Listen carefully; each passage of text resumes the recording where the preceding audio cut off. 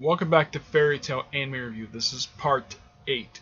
And this one I'm reviewing all the OVAs and the first film. Okay? Let's start with the prelude for the first film, which is basically the first morning. This is just the character who's original for the film, what's her name? Eau Claire?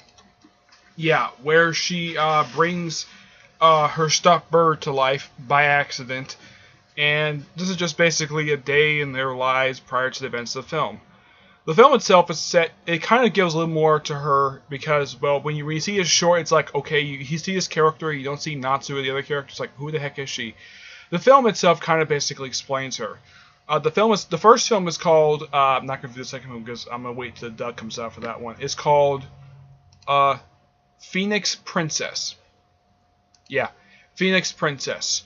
Where, basically it starts out with a flashback of 400 years. It's later revealed to be 400 years in the past when her village, when she's like dancing in her village, and all of a sudden, the kingdom of Veronica, as it's later called, basically attacks the village and basically burns it to the ground and takes one of the Phoenix Stones. Well, yeah, and then she's sent. Then she basically is given immortality. And she basically sort of develops amnesia and also a hatred for magic for some reason because, according to her, she thinks that all magic gives sorrow. Jump to present day when Natsu, Gray, Urza, Happy, Carla, and Wendy are out basically on a job where they're supposed to get a big reward for catching a leader of thieves, and they fail. While also demolishing the town that they were supposed to basically work in. Yeah, they did a bunch of damage. They captured his gang, but they didn't capture him. Of course, the guy does come back later in the film to help them out. And everyone's bummed out, and then all of a sudden, basically, Eau Claire somehow winds up in Magnolia for some reason. Yeah, it's never exactly stated exactly when she got there. She just somehow just wandered the town, and she runs into Lucy, and basically, she's basically depressed. Takes her to Guild Hall, talks to her for a bit, and decides to take her back home. Yeah, takes her back home, and yeah. Let's see.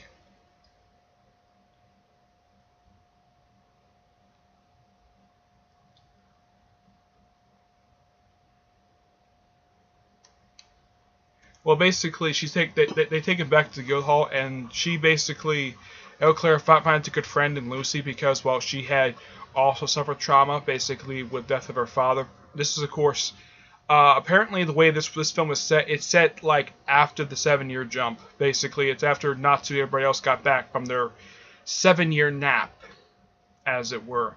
And they get back to Guild Hall, and she's basically enjoying some good food that Mira J provided.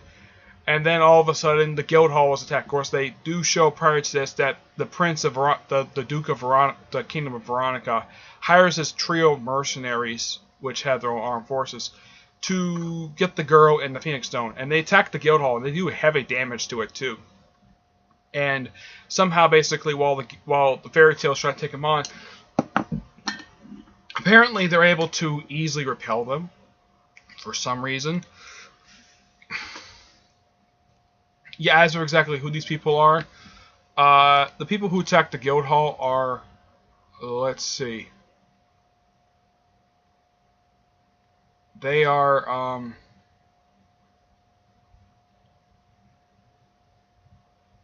let's see here, Dist, Chase, Candidate, and Coordinator. Yeah, and they do a lot of heavy damage to the hall.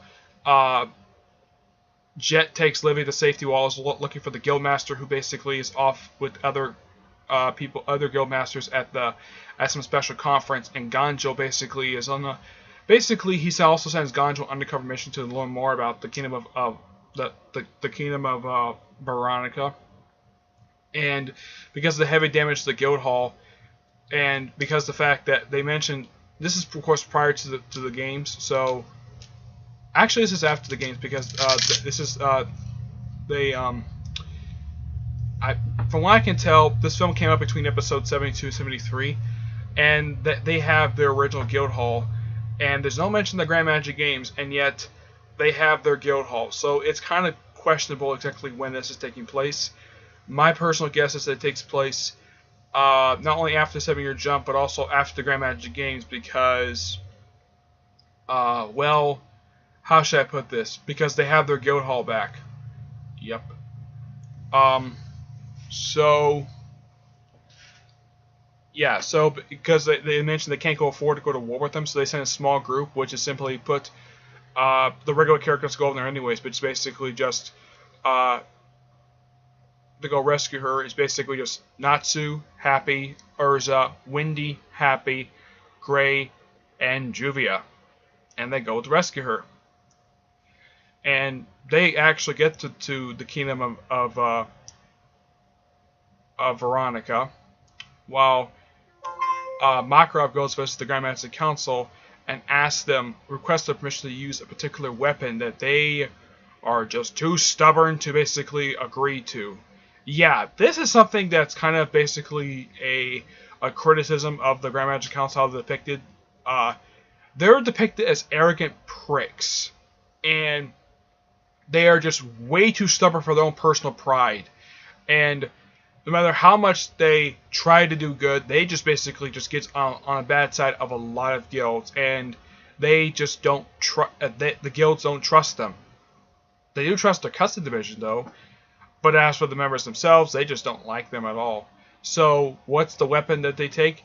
A mystical arrow that destroys the thing that happens later in the film, which they tried to, well, the Phoenix Stone is activated with other half because it was split at the beginning of the film. It was split prior to the events of the film, and it gets reunited, and then what it looks like was supposed to be a Phoenix. It looks like a robot Phoenix from the way it looks, and it does a lot of damage to the Kingdom of Veronica. Now I'm trying to not spoil every single little detail. I'm just trying to remember the best I can when it comes to something I just previously watched it. I'm trying to think, was anything else I forgot? Well, they go there and they take on a bunch of the forces. Now, Fairy Tail does defeat a few of the people. Canon basically is defeated by Gray and Julia. Of course, Lucy went to rescue Claire with she's with Happy. Natsu takes on Dis. Basically, he loses, but he does basically later defeat him in the end. Let's see. Ganjul, I don't think he does show up later on, and he does take on the Phoenix. I'm trying to think though. Urza defeats the female member of the group in the theater, and she defeats her. Well, actually, at the top of the basically, she defeats her basically by equipping a wedding dress. And there's a joke basically, he's like, oh yeah, she's so desperate to get married. He's like, no, no, no, no, no. Yeah, she had previously bought this wedding dress for no reason, and she decided just to equip it for no reason. Yeah. Let's see. Am I forgetting anybody else? I don't think so, no. Well, the prince basically, he is much more of a prick. He is just an arrogant. Yeah, he's just so arrogant. It's like, oh, basically, I'm so high and mighty because I'm the prince. And when Claire, this is of course prior to the whole Phoenix robot showing up, when he basically gets back the necklace that the Phoenix was on, she breaks his nose with her head. And what is his response? Take out a knife and slash her arm. Not her arm off, basically slash at her arm, basically spilling blood. I'm like, really? Is that really necessary to punish her for hitting you? Take a knife out and slash her? I mean, I get maybe that this guy is supposed to be not cartoon, but basically a very bad person. But come on, the knife was completely unnecessary. I get maybe breaking his nose because, well, he's a prick. And she had every right to do that because, well, he basically insulted her. So she had every right to basically break his nose. Yeah. And he's taken out basically like not long after the Phoenix thing, just before the Phoenix shows up basically because apparently he's too weak.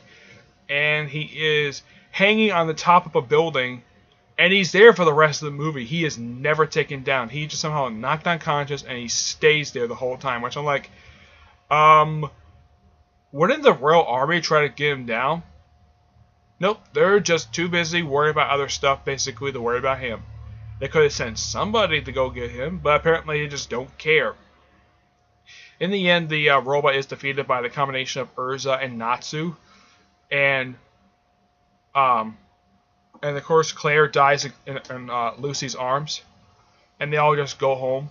Not long after that, of course, they had also prior to while this battle was going on, basically most of the rest of the guild did show up, except for Romeo for some reason. Yeah, I'm like, he could have been good help too. Just send a small handful amount of people. Just send basically also. Lasana is nowhere to be seen for some reason. Yeah, I think she's seen briefly at the beginning of the film, but she doesn't do very much. Yeah, well, at least a lot of the women in the film, a lot of female characters in the franchise get a chance to get something to do. Yeah, so they defeat it, and of course, Claire just dies in Lucy's arms, and thing kind of ends on a sort of a somber, happy note because they won, but at a cost. But I gotta admit, this was a really good movie. All right, time to move on to the OVAs. The first one is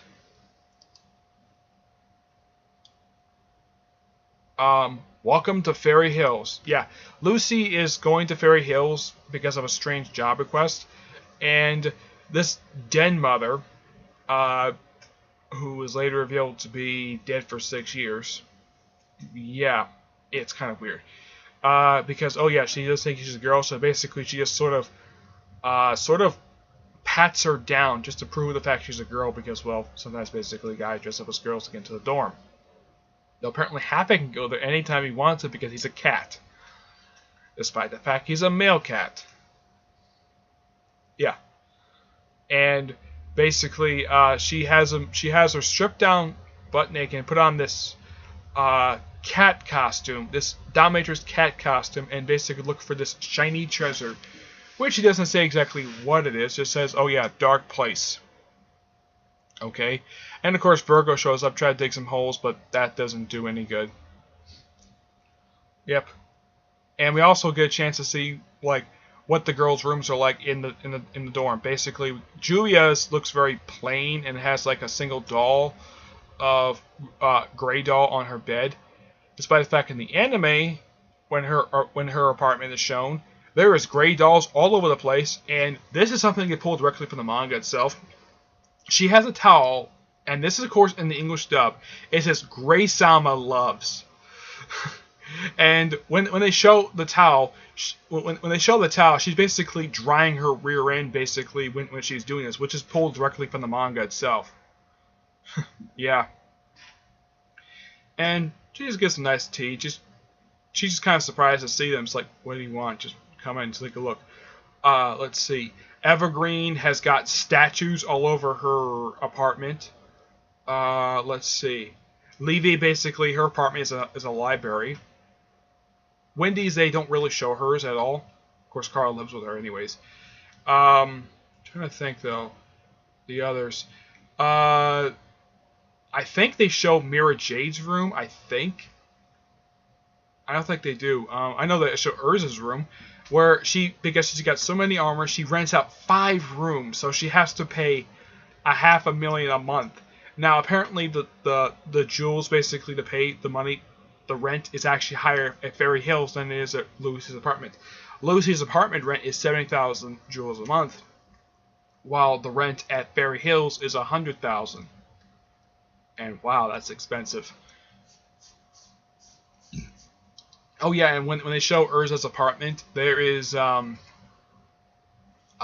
should I put this? There is a sort of like a tutu in an apartment with a duck sticking out of it. Apparently Natsu gave it to her years ago. I don't know if he did it as a joke, but I thought it was really hilarious. I'm trying to think though. There was one girl, I'm trying to remember which one was it. It wasn't Evergreen. Evergreen has statues in hers. I think it might have been Mira Jade's, where her apartment is entirely filled with animals. Yeah, filled with animals. And because she has so many, because the fact that they have no pets rule, because she has, even though there's no pets rule, because she has so many that they just don't care. Yeah, and then the shiny treasure, what it is, it's real jewels, which apparently the late Din mother basically wanted to give to Urza as a gift. Yeah, a little fun OVA. Also, you get a chance to see the guys working on a swimming pool, and of course Gray doing his little stripping thing where he's actually working on the pool in the nude. Yeah, several of these OVAs basically he strips down to just strips everything off. Yep.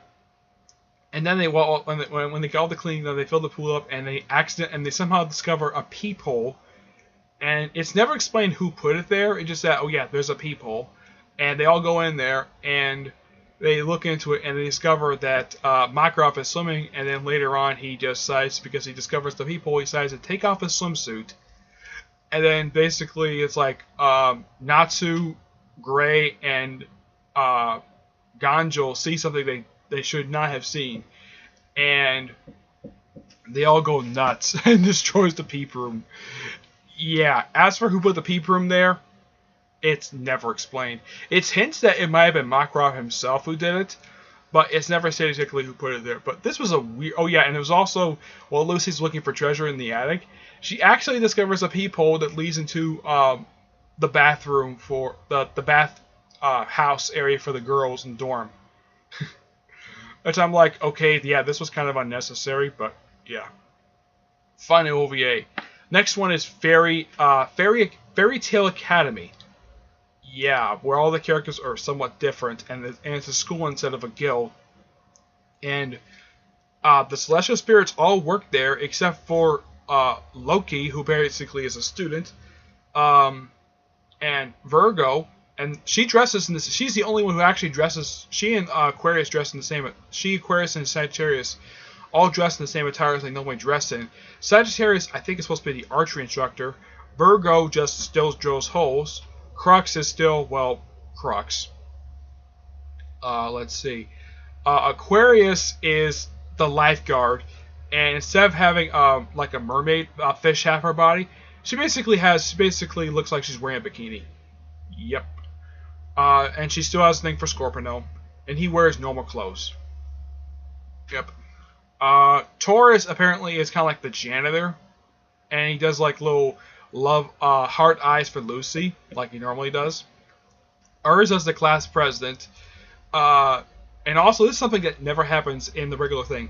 Natsu and Lucy getting into a bare knuckle fight, and this is something that never happens, and they get into a fight, and then all of a sudden, yeah, apparently the reason why she was fighting him was because he pulled a prank where he dumped water on her head, which is meant for Gray, and then Gray basically found a hot coal in his chair, and they get into a fight, and instead of just jumping off his shirt, he strips down butt naked for no reason.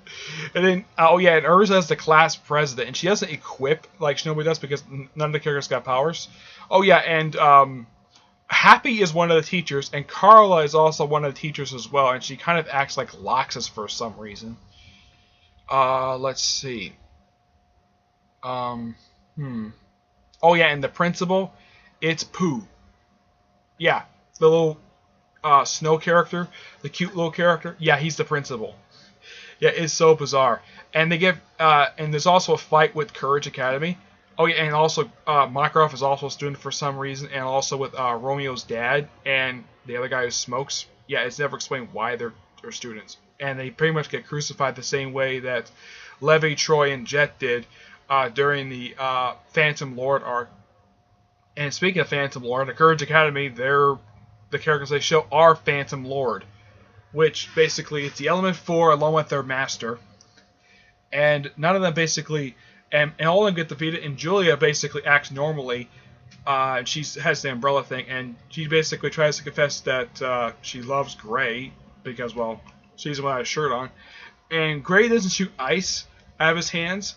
He basically has like a little machine that fires off ice cubes, and basically bruises Julia. It is so hilarious.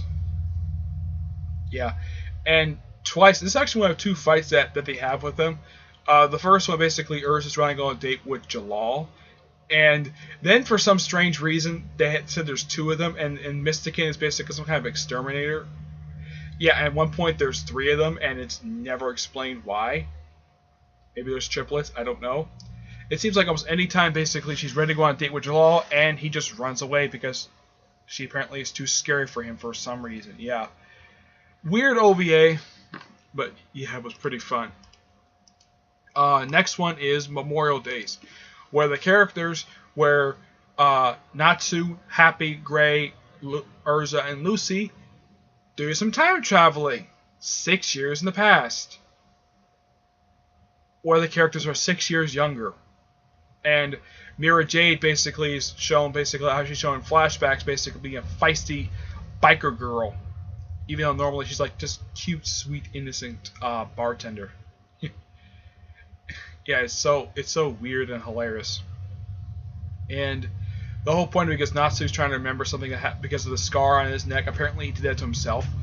And also, it's shown as, and this is never brought up at all. Apparently, Lucy time traveling back in time was sort of the indirect inspiration for her younger self when she grows older to join Fairy Tail, because she saves her from her carriage crashing when she's trying to visit her father. Also, because they didn't want to be recognized, Urza wears a cat suit, and Lucy dresses up as like a bunny. And Urza accidentally runs into her younger self, and they don't say, "Oh yeah, I'm the older version of you." Yeah, that sort of thing, because they don't want to interact with their younger selves for some reason.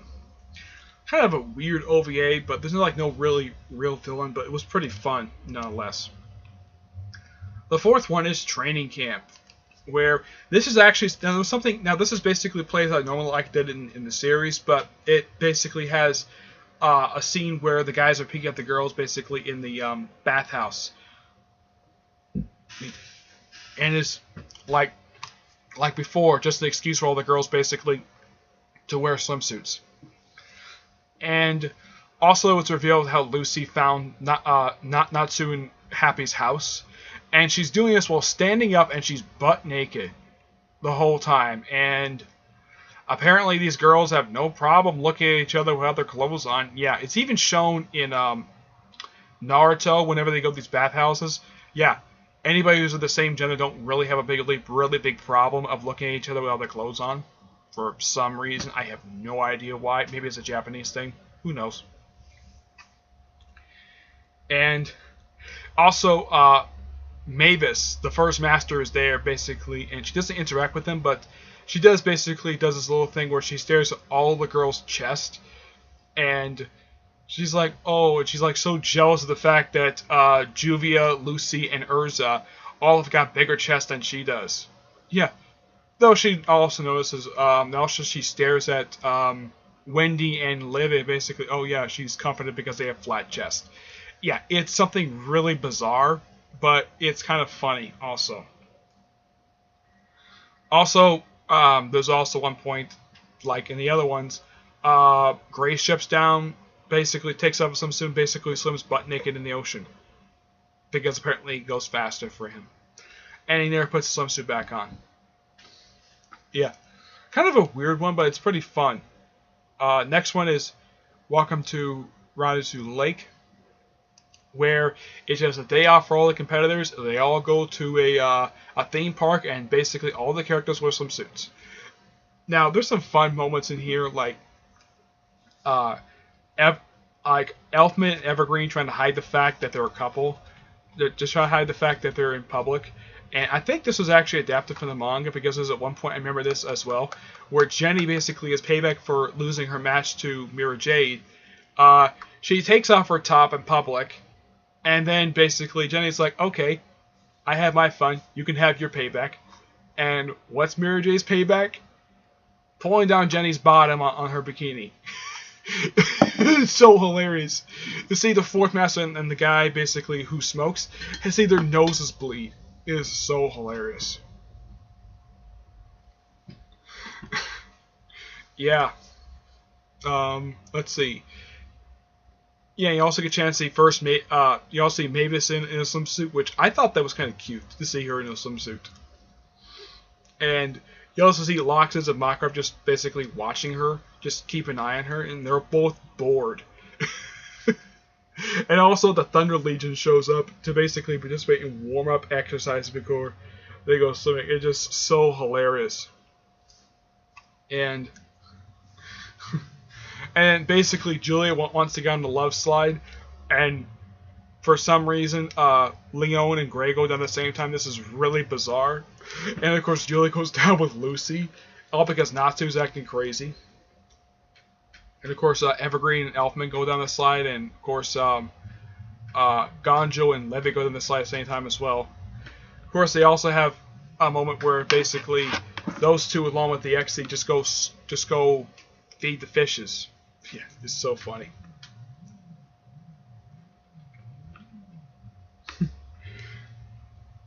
Yeah, I'm trying to think though. What else happened this one? I'm trying to think of some funny moments.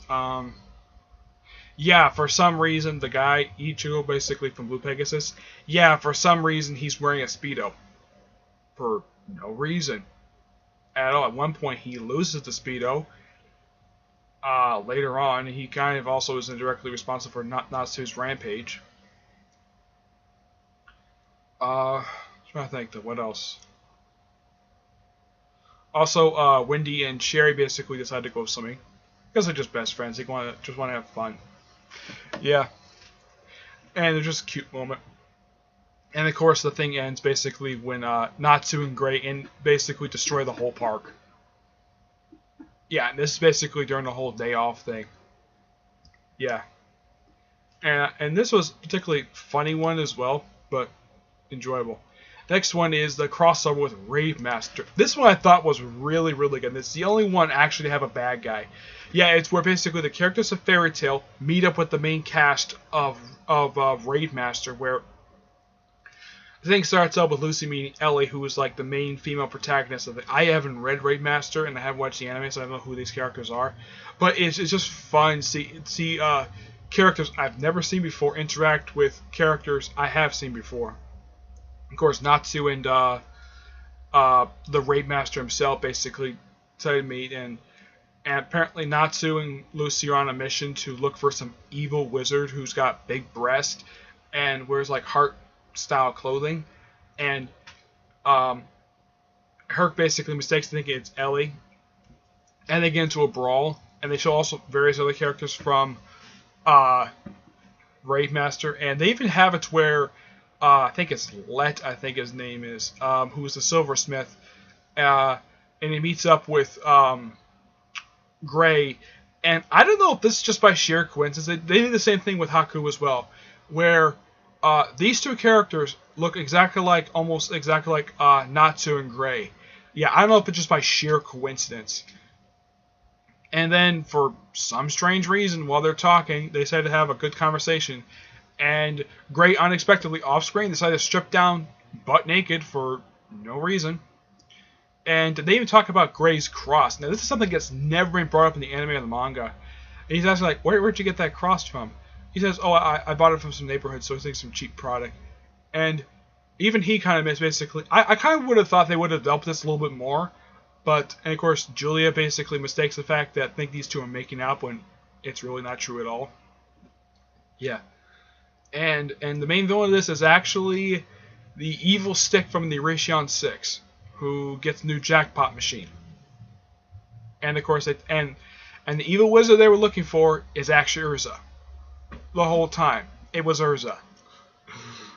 Okay, yeah, and also think batons. Yeah, it's just really, really weird. Excuse me. And of course, Wendy runs to a couple people from Raid Master, who I don't know who these characters are, and they think she's from like this dragon race or whatever. Yeah, trying to put two and two together because, well, I like the fact that Raid Master and Fairy Tail take place in the same universe because of the same creator, and of course I heard he also supervised this particular OVA. This OVA was just pure fun, and I would have liked it if they would have like have all the characters meet at this, like have all the characters in the same like area at the same exact time, like all in the same area. Like all the Fairy Tail and all the Raid Master characters like in the same room. It would have been nice to basically develop some stuff. But my guess is because it's just a quick 30-minute OVA. This particular short could have also worked as a crossover film. I would love if these two do a crossover again because this one was just pure fun and just really good. This one I really did enjoy, and that was the 6th OVA. The 7th one is the penalty game, which they have like a rock paper scissors, and they decided to do some strange things to where Team B does strange things to Team A, like. You send some of them basically off on a mission to go get a jewel, and they have until noon to get it. And what are these people wearing? Well, Urza is basically wearing her black bikini and a hat and a backpack. Natsu just wearing his pants, and of course Wendy's on his shoulders the whole time with Carl on top of her. Lucy's wearing tropical gear. Trying to think though. Yeah, I think that was it. Oh yeah, and Happy just flying around. They eventually do find the jewel, and apparently it's given to Gray via a monkey's mouth. And everybody gets attacked by these various leeches. Yeah, it's just so hilarious. And then, oh yeah, and Elfman, who actually is on the team as well, he's ordered to stay behind to give Loxus a shoulder massage. Yeah. And let's see. Julie gets to spend time with Gray later on, alone. Elfman and Natsu were sent to get milk and bread from a carnival. Urza gets the most humiliating punishment of all of them. Basically, she's ordered to wear a maid's costume and get spanked by Mira Jade in public. Yeah. And she spanks her when she's in her Satan soul form. And what's Lucy's punishment? Well, Lucy's thing? Well, Ganjo basically has her wear a bunny suit, and of course, Livy's there for some reason, and they both basically sing terrible songs. Yeah, then of course, Livy runs away, and of course, Ganjo chases after her. And after the day is over, everybody gets payback for... Well, Gray just gets away from Julia. Elfman and Natsu want to beat up Loxus, basically, for what they did. Wendy basically, Carla takes her first to get her clothes shopping, and then basically takes her to an orphanage, basically to talk to basically the same orphanage she basically grew up in when she was looking for her father, Gildarts. That one I thought was actually quite nice of her to do. And later on, basically, Urza got payback against Mira Jade for basically spanking her in public with a like a horsewhip. Of course, Ganjo basically catches up to Livy. He says, like, why would you dress a girl who has a flat chest in his costume? And he's like, I don't have a problem with it. And they don't have a problem with it either. And he picks her up and says, like, she's off limits, you guys. And he's like smiling at the fact that he has this girl on his shoulder that he basically... Yeah, it's kind of hints at they have a thing. Of course, everybody knows they have a thing for each other, but they won't... I mean, in the case of Leva, basically, yeah, she does have a thing for him. It's hints at Ganjo is feeling the same way for her as she does for him. Kind of like a little fun OVA, this one was. Next one is Natsu versus Mavis, which this one actually is an adaptation from the manga. This is actually one of the short chapters. This one starts off with all the girls in like the hot spring thing. Even Mavis gets in, basically, get a thing. And all the girls are in the nude, by the way. And Mavis is not getting exactly warmed up. So Urza has Natsu come over, and he, of course, is butt naked. And all the girls, except for Lucy and Urza, basically leave the room because Natsu shows up, because it's a guy. So he heats up the thing, and, of course... indirectly, Urza and Lucy get into the thing. Now, they don't punish Urza. They don't punish Natsu for nearly burning them. But Mavis basically has fun. And they're about to leave, and all of a sudden, the Woods basically, who last showed up in the Sun Village arc, and he thinks is a sexual, basically, two-gender type of bath, a mixed bath, and Lucy gets into the water, and Natsu decides, basically Urza decides to wash Natsu's back for no reason. And of course later on Urza basically Natsu washes Urza's back, and he gets angry. He does the same thing he did to her toward the end of the Sun Village, where he accidentally hits her multiple times. And of course she gets payback and basically beats the crap out of him. And what do they do the rest of the time? Basically he sends her down on a mission to look for this treasure chest that apparently Mavis basically was, well, she's being sour basically, and apparently, which basically was over 100 years old. And they know he's a founding member of the Fairy Tale Guild. And of course there's flashbacks to stuff that's basically, I'm going to read in Fairy Tail Zero, basically, you know, early days of the guild, just like 4 people who started off the guild. He was one of the founding members of the guild as well. And so he sends them on an official mission. Now, as for what the reward is, he doesn't say. So they spent the whole time just digging holes, and eventually they stumble upon that Natsu's house actually is where they bury the treasure chest. Now they find one chest, which apparently has like an investment thing basically, and it's under magical contract. I think keeps going up. They do find apparently the tree, apparently the tree that Natsu's house is on. Apparently that was a tree that 100 years prior that Mavis buried the chest. And they dig for a while, and they do find, and they don't say exactly, and shit, it was nothing really important.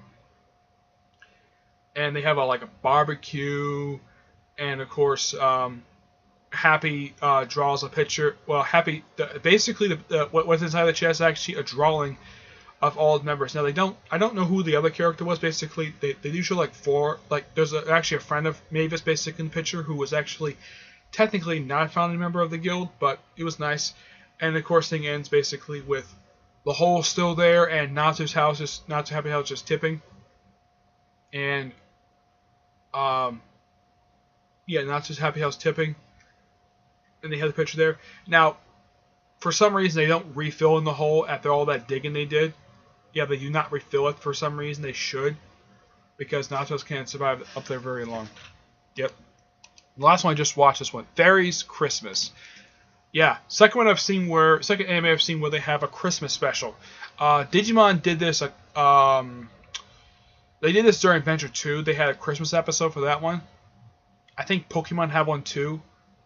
As far as I can tell for anime I watched, none of the other ones I have watched basically ever had a Christmas special except for Pokemon, Digimon, of course, now Fairy Tail. And they're all putting together a tree, and of course, Gray's basically cleaning the bell with Natsu, I think Elfman, and of course Gray is basically cleaning his underwear for. Of course, yeah, Ganja's up there as well, and they all put together stuff up, and they clean the church, and it's a little fun little moment. After they're all done, most of the gang basically is just Natsu, Lucy, Happy. Basically, most of the characters.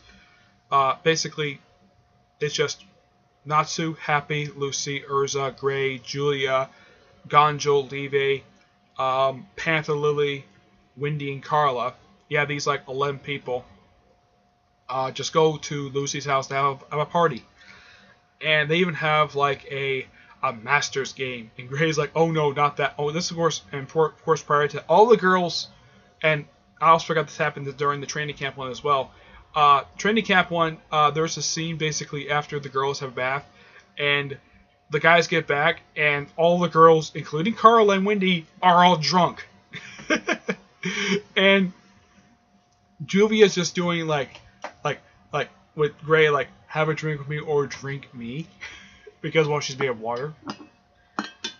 And Lucy basically has not to do a couple things that even he's embarrassed to. First, he sort of tickles her underneath her chin, basically to make her purr, and then she asks him to carry her to the bathroom.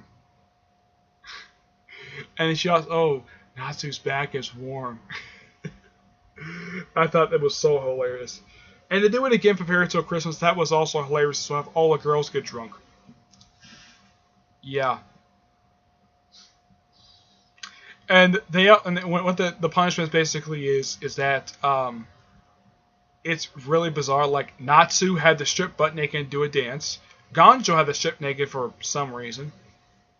Let's see. I think it's Leve and Julia had to massage Lucy's breast for some reason. Lily and Happy wanted to kiss, which I thought was kind of weird. Let's see, what else? Oh yeah, Natsu had to spank Ganjo. I'm trying to think that what else was there. Oh yeah, Julie had to go out in her birthday suit and go shopping. Though she basically went out some suit. I don't remember if she actually was nude in the manga, but yeah, it was kind of weird. The party ends basically when Gray notices that Urza picked number 8, and he orders her to go home butt naked. Yeah, that's probably payback for all the stuff that they put them through. Yeah, this was a weird OVA, but still good nonetheless. Is there anything else I've got for this OVA? For their challenges? Let's see.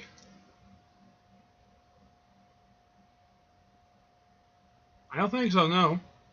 Unless I forgot something, just put it down in the comments below when it comes to that particular, or anything from these OVAs I might have missed. But some of these OVAs were just pure funny. They're just funny and a lot of fan service and just an excuse to either see a lot of the girls without their clothes on, or girls in swimsuits, of course. There's even something for the women as well, seeing the guys in nude as well, in the last one. So yeah, so that's it for this part. Stay tuned for part 9 when I'm going to do Fairy Tail Zero. I'm going to do that one next. Okay, but until then, I will see you there. Bye.